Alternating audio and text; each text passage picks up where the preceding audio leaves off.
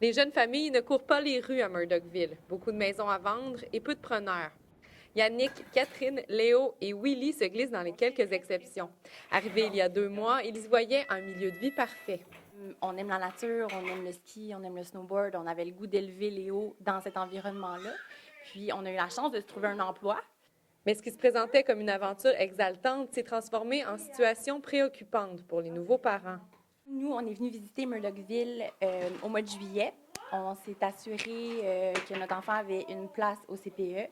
C'est sûr qu'on s'était assuré d'avoir une place en CPE parce qu'on a un beau petit bébé ici. Puis on voulait s'assurer que ma conjointe et moi, on pouvait travailler les deux.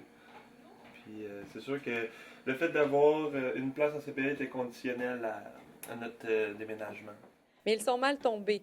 Le centre de la petite enfance offrait 21 places lorsqu'ils ont appelé. Il n'en compte maintenant que 13. Faute de demande, le nombre a été revu à la baisse, car pour chaque siège libre, l'organisation paie une pénalité. Mais en ce moment, ce sont les familles qui écopent. Il y a quand même 3 enfants sur la liste d'attente, puis c'est trois femmes, une famille qui pourrait avoir un revenu de plus, là, tu sais. On a un travail qui nous attend au Chic-Chac, mais c'est ça, donc étant donné que Léo n'a pas sa place, on ne sait pas quand est-ce que je vais pouvoir commencer à travailler à temps plein. Et les options de gardiennage restent limitées dans une municipalité de 700 habitants.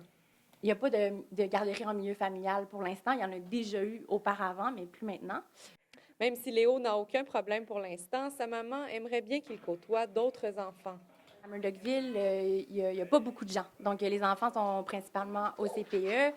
Surtout l'hiver, c'était difficile justement d'aller au parc. Il n'y a personne au parc, là, tu sais. Dans un contexte où la Gaspésie peine à recruter de nouveaux arrivants, la situation les laisse perplexes. C'est un peu une déception parce qu'on a quand même on a pris nos clics et nos claques. On s'est envenu à Murdochville. Ça prend un minimum de courage, je pense. Du courage et de la bonne humeur, ils en ont et affirment qu'ils feront tout pour trouver une solution avec ou sans l'aide du gouvernement. Léa Beauchesne, Murdochville.